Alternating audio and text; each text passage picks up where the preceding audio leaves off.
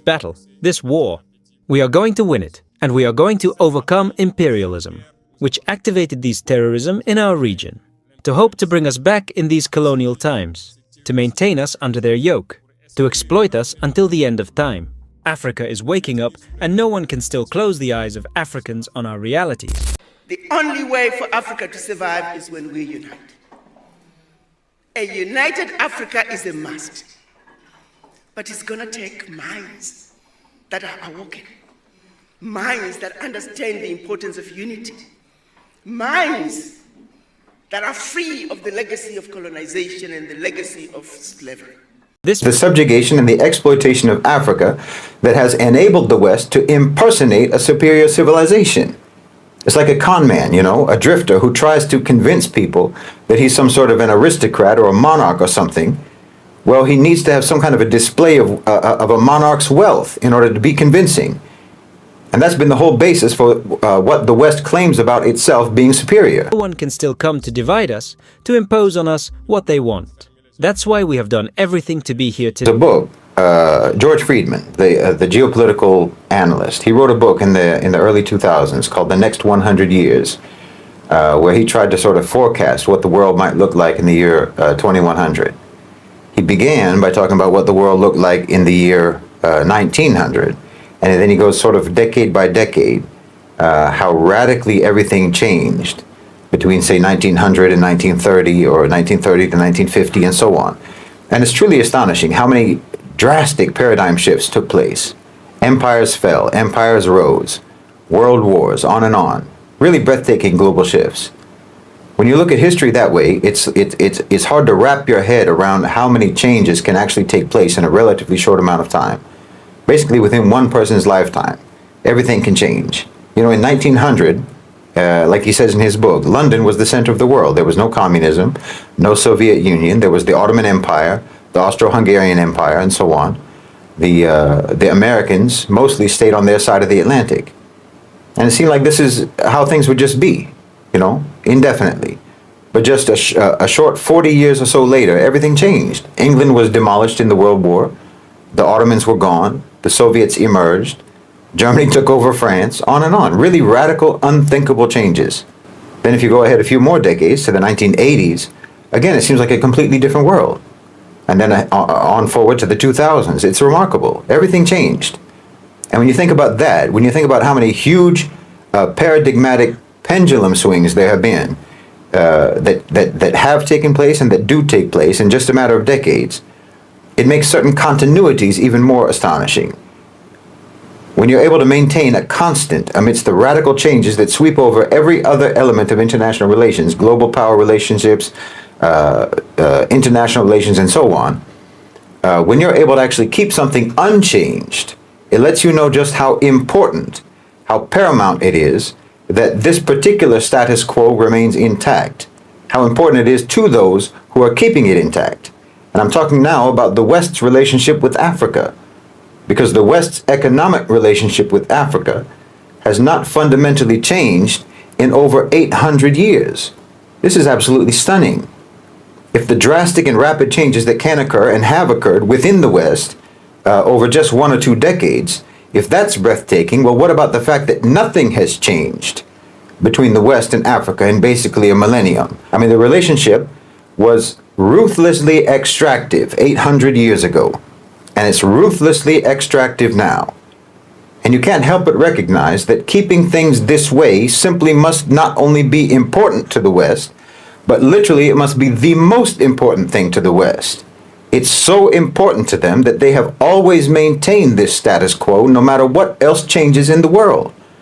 Wallahi, they're dedicated to the subjugation and the exploitation of Africa more than they're dedicated to anything else. Everything else is allowed to change except for this. This must never change. And it's not difficult to see why. I mean, it's the subjugation and the exploitation of Africa that has enabled the West to impersonate a superior civilization. It's like a con man, a drifter who tries to convince people that he's some sort of an aristocrat or a monarch or something. Well, he needs to have some kind of a display of a monarch's wealth in order to be convincing. And that's been the whole basis for what the West claims about itself being superior. The whole basis has always been that they're materially successful. So, okay, today you have iPhones and technology, you have a high standard of living and so forth. So that means that you must be better. You must be more intelligent. You must be more evolved. You must be more civilized, more advanced than the rest of us. I mean, look how nice their places are. See how much better their stuff is. Well, this is all reliant upon the vicious pillage and plunder of Africa. Without this subjugation, without this exploitation of Africa, Europe and the West would be nothing but crude, emaciated serfs, barely producing enough to survive. Their wealth was primarily derived from theft and plunder, from piracy and slavery, from mass murder and crime. This is just a historical reality. Because of the subjugation of Africa, first through chattel slavery, the extraction of Africa's human resources, and now through the extraction of natural resources, the West has been able to maintain this artificial, unearned status as a so-called civilization. Keeping Africa subject, subordinate, suppressed, and impoverished is an existential need for the West. It's the only way that they can keep up the pretense of their supremacy. Because again, the pretense of their supremacy has never been based upon any actual advancement, any actual sophistication, any actual moral or intellectual development. It has always been based on the violent accumulation of wealth and resources, upon brute power, deceit, and conniving. And Africa, the subjugation of Africa, is the most vital necessity for keeping this con going. I mean, right now, the trade relationship between the West and Africa is that something like 70% of exports to Africa from the West are manufactured goods, and imports from Africa are just the raw materials used to make those manufactured goods. So they're taking from Africa what is needed in order to produce goods that then Africa buys from the West, made with their own raw materials. And the West has done everything possible to try to impede Africa's ability to build its own manufacturing base so that they could potentially use their own raw materials, use their own raw minerals to produce their own goods. I mean, the whole process should be done in-house. It should all be done in Africa. That's what makes sense. You know, you have the materials, you have the minerals, you can make the products. That's how it should be. Rather than giving your raw natural resources to the West for them to manufacture and refine and process and so on, Africa could do all of those things themselves. I mean, imagine the impact that would have. Where would that leave the West then? Well, they know that. The West knows that. They're acutely aware of their actual total dependence upon Africa. If Africa manufactured, if they used their own resources, their own minerals, their own materials for their own industries, well, the entire economy of the West would collapse. And with the collapse of their economy, their whole so-called civilization would collapse. Africa is the foundation upon which they built their house. So they know this. And like I said, this is why no matter what else changes in the world, no matter how power dynamics shift in the world, the subjugation of Africa has been maintained for over 800 years. There's literally nothing more important to them than this. And this is why there are very powerful factions in the West that want to destroy BRICS, and why they fearmonger about Chinese investment in Africa, and why America specifically is engaged in non-stop interference, covert operations, regime change, regime infiltration projects all across the continent. I mean, look at South Africa, the ANC, either out of naivete or corruption, or naivete that devolved into corruption, or out of coercion, or some combination of all of these factors, the ANC collaborated with neoliberal programs for 30 years. I mean, to one degree or another, for the last 30 years. But as global power dynamics have been shifting, and the creation and the ascendancy of BRICS has been taking place, people have started to have aspirations. And more importantly, they've started to have options. And those options have made their aspirations actually achievable. I'm talking about aspirations of political independence, aspirations of economic sovereignty, aspirations of getting out from under the yoke of the West. That's actually becoming achievable now. So the ANC was facing, and they are facing, severe criticism and opposition. They were being challenged. And they were being challenged by parties that do not accept neoliberalism, neoliberal colonialism, corporate colonization. And the U.S. knew that eventually they were going to lose power. Eventually the ANC was going to faced the consequences of capitulation and collaboration, and they were going to be removed and replaced. And if the U.S. didn't do something, then the replacement for the ANC was not going to be an obedient client. Because again, South Africa has the option now not to be an obedient client of the West. I mean, as long as there were no options, then it wasn't that risky for America. Even if the ANC lost popularity, no matter who replaced them, they would have no choice but to capitulate to neoliberalism because there was no options. But there are options now. So you have the United States then backing the so-called Democratic Alliance, the DA, which is an overtly neoliberal, Western-aligned, elitist political party of colonizer collaborators. So the unpopularity and the opposition to the ANC opened a space for the DA to move into the government in the last election. So now you have this so-called GNU, the Government of National Unity, which is nothing but a neoliberalism light and a neoliberalism hardcore. It's a coalition of one party that was aligned with the West, the ANC, aligned with the West out of coercion or naivete or corruption, but which could have potentially been influenced by anti-neoliberal popular sentiment if given a chance. Now they've joined together with a party that is intensely committed to colonization, intensely committed to neoliberalism. I mean, they want to privatize everything. They want everything to be sold off to the private sector. They want to hollow out the government completely. And you need this radical neoliberal colonizer faction to be there because as the new Today to speak to you, but also to come and wish good luck to President John Mahama. We will work together to strengthen cooperation between Burkina Faso and Ghana, and also between the AES and Ghana, because we have many challenges together and we have always been able to overcome them.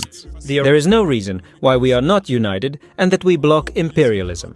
Stay united, and show your Burkina Faso wherever you are.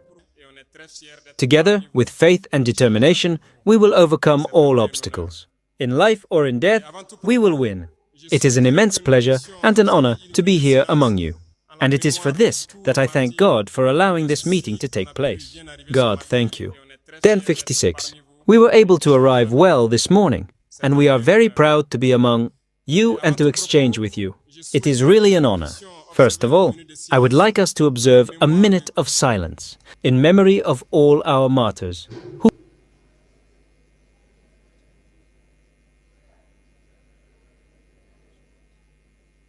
Je vous remercie. Souhaitez donc bonne et heureuse année 2025. Priez Dieu. fell under this barbarity. Thank you. I would like to wish you a happy new year, 2025. May God bless you and grant you a healthy life. May God make all your businesses successful, prosperous, and may there be union and love in your respective families and among you. May God protect you throughout this year, 2025, and help you realize your dreams. I would also like to pay tribute to our valiant fighting forces, who fight with their body and soul, as you can see, so that our Burkina Faso remains standing. Noble work, men of integrity. Each time they throw themselves into the mud, they know well that some will stay there, but duty calls them. This is the job of the army. We often feel nostalgic, but those who have the chance to defend Burkina Faso today, we must encourage them and applaud them. Ceux qui ont la chance aujourd'hui de défendre le Burkina, il faut les encourager, les applaudir. When they leave, we will not cry for them, and we will have pity on our fate. If we cry for them, we must avenge them. Pay tribute to them as much as you can, because it does not allow anyone to get up and leave their homes to face the dangers, knowing well that they may not return in the evening. But this is what they do every day, and they have sworn to defend our dear country until the supreme sacrifice. And the fighting forces hold their bet. Today, more than ever, our armed forces go wherever they want. At the moment I speak to you, there are several operations through several groups, and we are inflicting colossal losses on the enemy and pushing him back little by little out of Burkina Faso. This battle, this war, we are going to win it, and we are going to overcome imperialism, which activated these terrorism in our region, to hope to bring us back in these colonial times, to maintain us under their yoke, to exploit us until the end of time. Africa is waking up, and no one can still close the eyes of Africans on our realities. No one can still come to divide us, to impose on us what they want. That's why we have done everything to be here today to speak to you. but also to come and wish good luck to President John Mahama. We wish him good luck because the challenges are numerous. Many challenges await him, and I wish that you can accompany your brothers here. Pan-Africanism is a rather complex, but you, people, it is quite easy for you to lead this Pan-Africanism. Well, because the people must love each other. The people must support each other. The problem very often of Pan-Africanism is among us, leaders, but we are going to put everything in place so that the leaders can go in the direction of their people, because the peoples are already integrated, they are Pan-African. If today, Ghana decided to bring President John Mahama to the head of the country, it is a strong message, and I wish that you, Burkina living in Ghana, you can accompany President John Mahama. The task will be difficult. There are certainly challenges to come on the security level, on the economic level. I wish that you can accompany the forces of defense and security in Ghana as much as you can, both on the intelligence level and on the economic level as you can. Support them as if you were supporting the Burkina armed forces. I'm telling you something, the challenges can be very numerous. In no case should you lose hope. You must accompany them and help them on all levels. One nation does not survive as long as it does not have a strong army. This is why I reiterate to you to support the forces of defense and security in Ghana. It is they who can help the country to rise to the economic level and to flourish. Then, I urge you to love the people here, to live in perfect symbiosis, in perfect harmony, as you are already doing very well.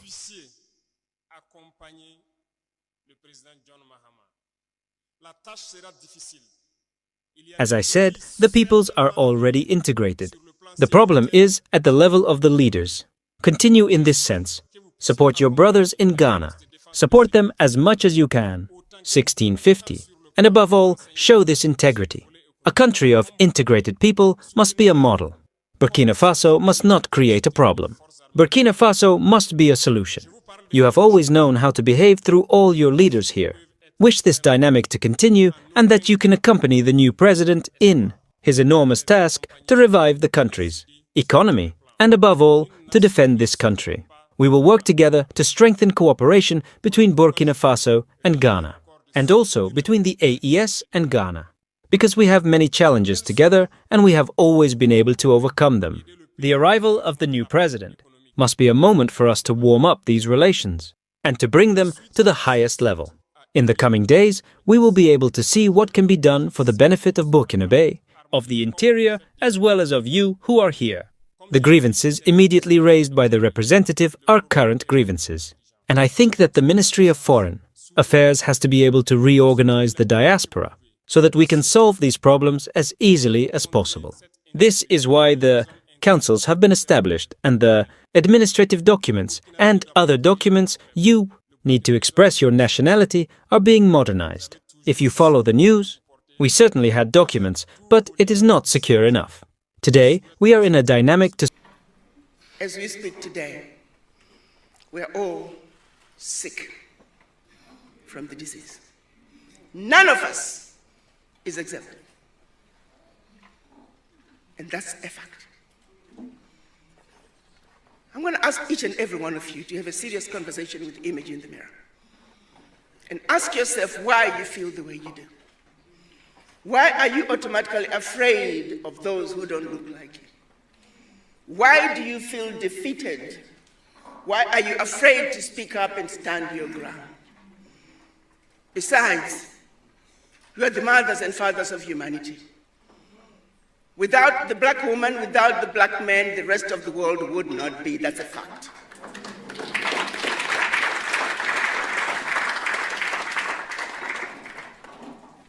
We civilized the world. They came to Africa and stole everything that they never had. Came back with what they stole from us and made us believe that they gave it to us. Timbuktu.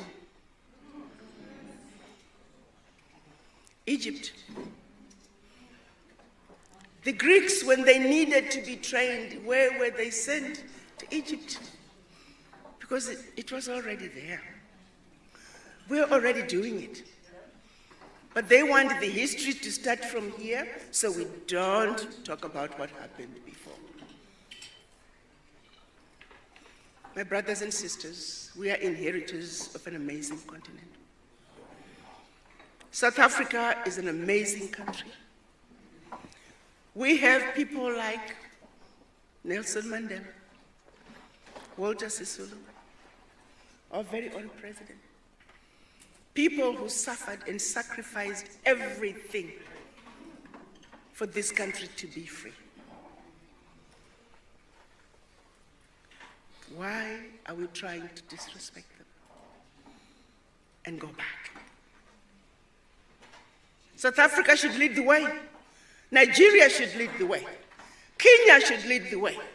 We have countries that should lead the way because they have what it takes to take Africa where Africa needs to be.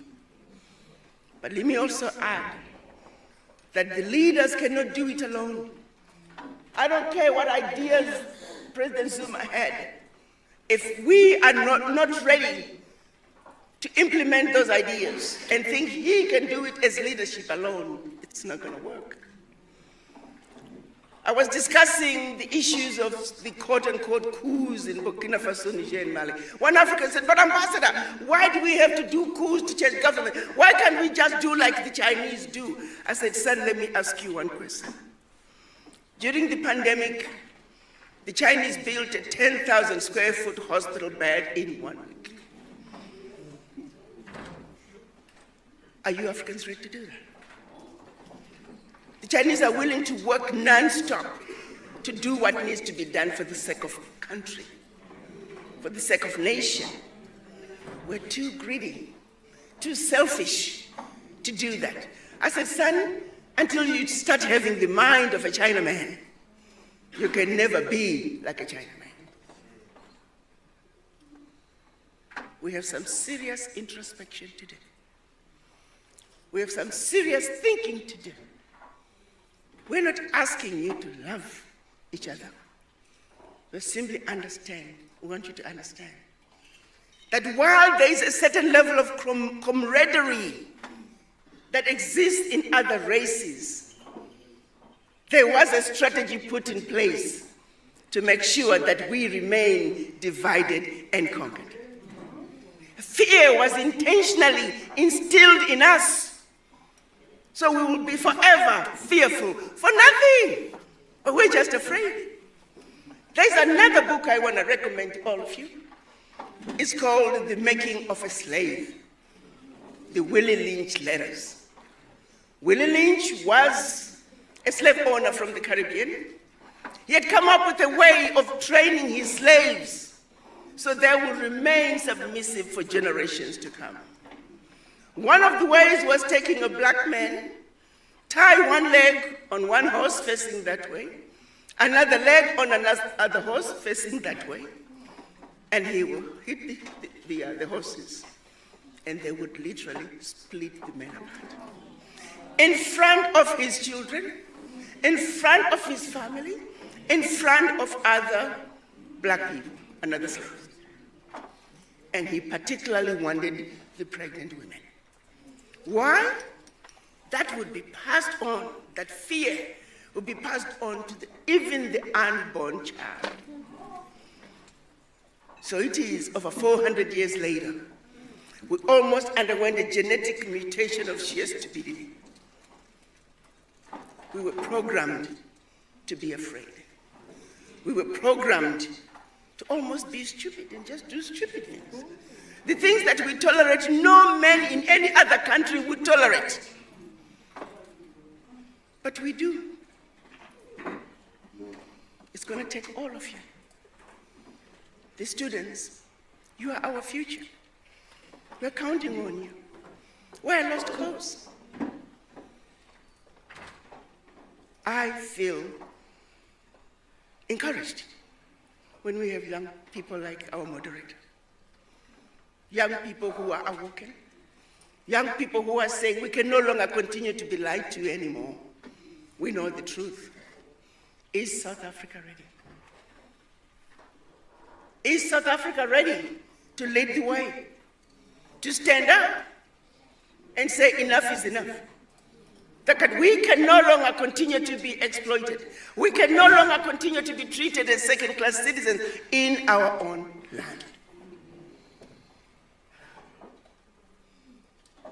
The future is bright.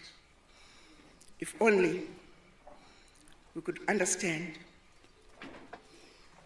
that the power is in our hands. Yes, leadership has a lot of role to play, but we have a bigger role to play as citizens. Let's believe in ourselves. Let's stand up for what's right. Let's let the world know that we are the inheritors of the most amazing continent.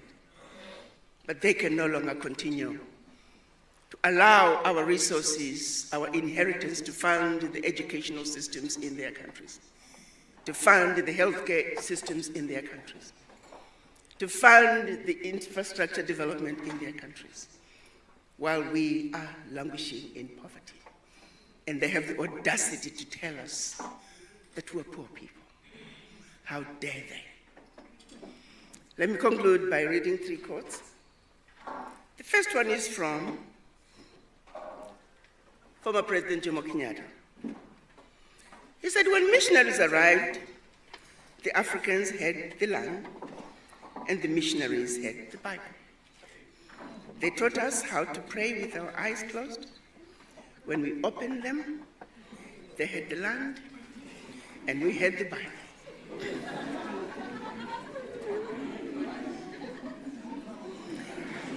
The next quote is from Marcus Garvey.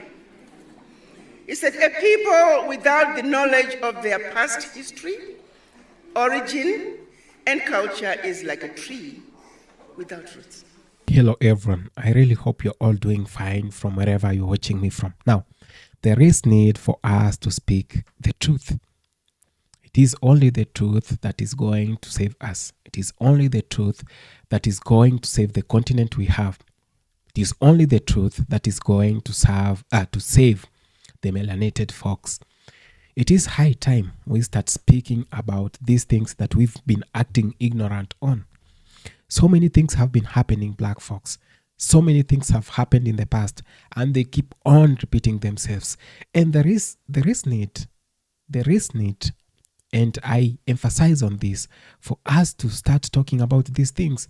Now, we are in the 21st century, but we are still rooted in the past. We are still stuck in the past that we had. A lot of diaspora brothers and sisters are very bitter with those in the motherland for having sold them, right? And we ask ourselves questions that if these things happened in the past, right, 400 years ago, who is still 400 years in Africa right now? Who is still living at 400 years? No one. So there is need for us to come together and have a candid discussion on this. It is this division that is causing a lot of mayhem, that is causing a lot of these atrocities. If we really come together and speak about this, then we are going to have a very unified race. I'm afraid to say this, but I must say this.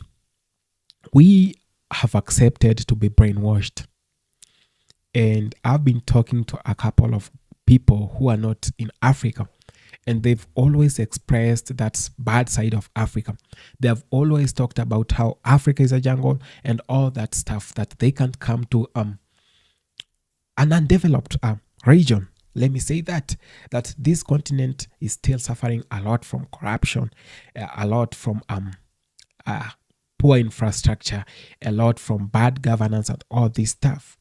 And we keep on saying, and I'll keep on saying this and this, if Africa is suffering from these problems and you have quite the ability to do these things in a better way, if you can come to the motherland and offer good leadership, if you can come to the motherland, then offer good or be able to give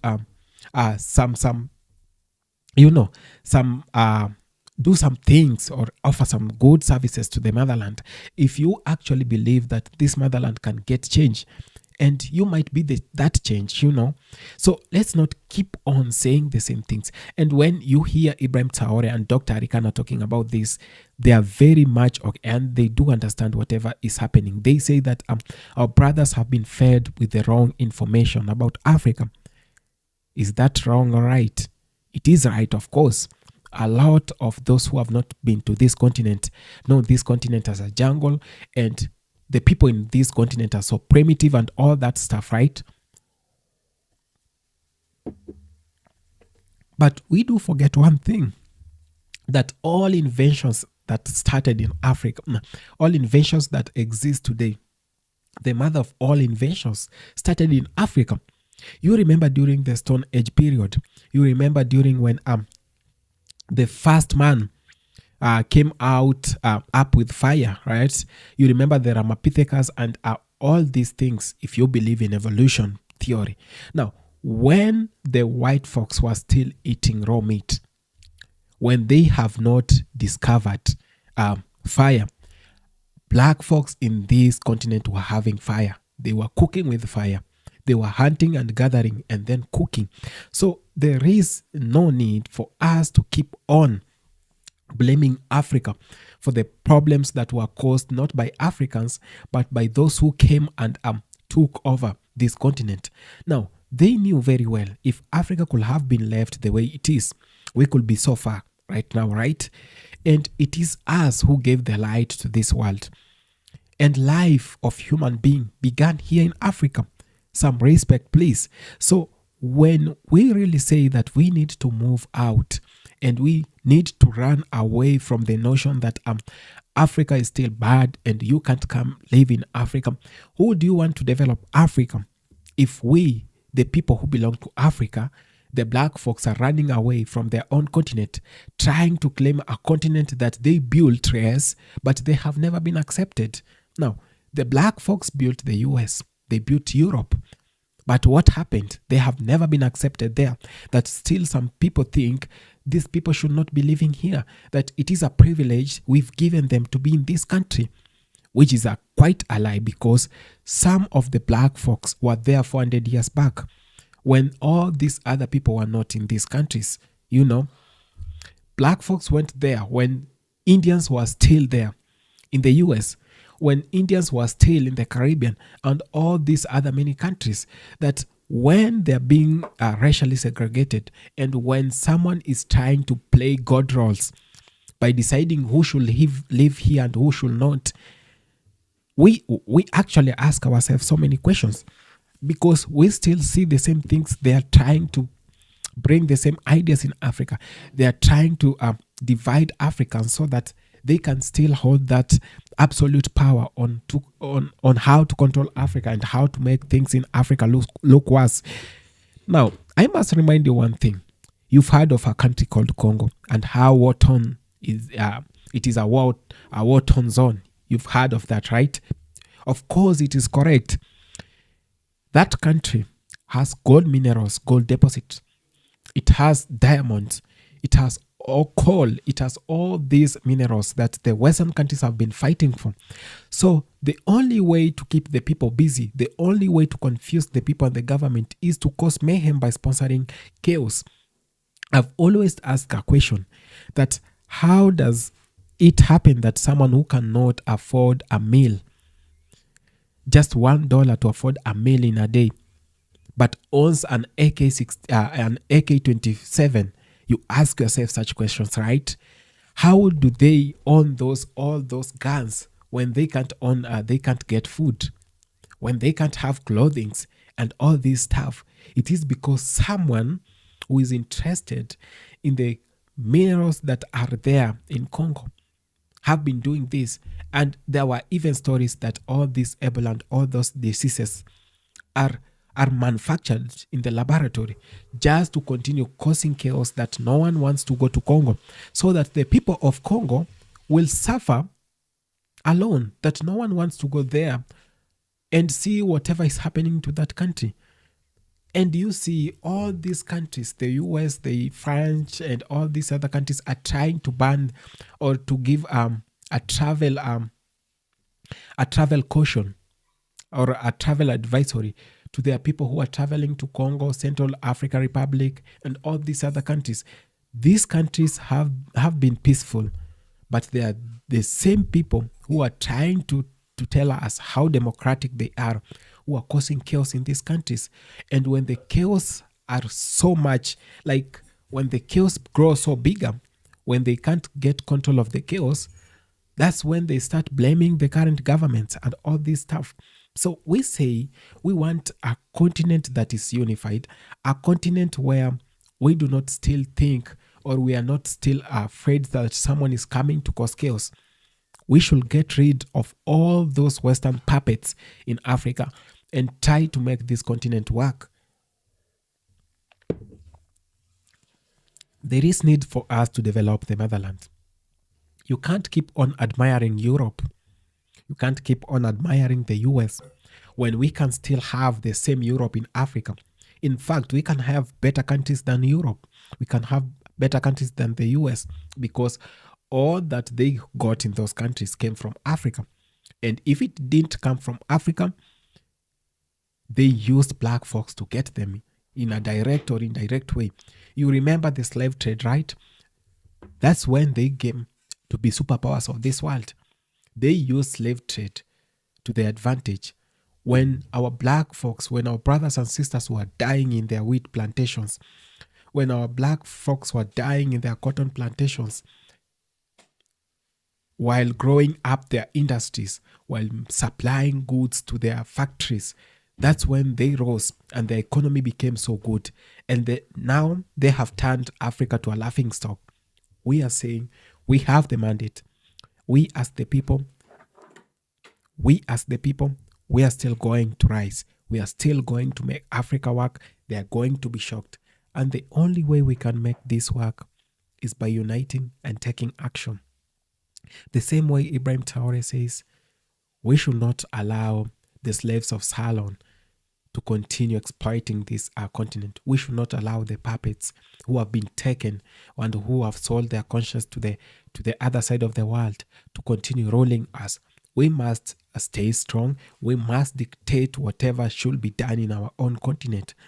This is Africa, and we are African. Africa is our business. To all those black folks who want to see this motherland move forward, it is your time to move to Africa. Try to invest. Try to bring the skills you have in Africa. Try as much as you can to have a place in your motherland. Thank you so much. May God bless you. See you in our next episode. Adios.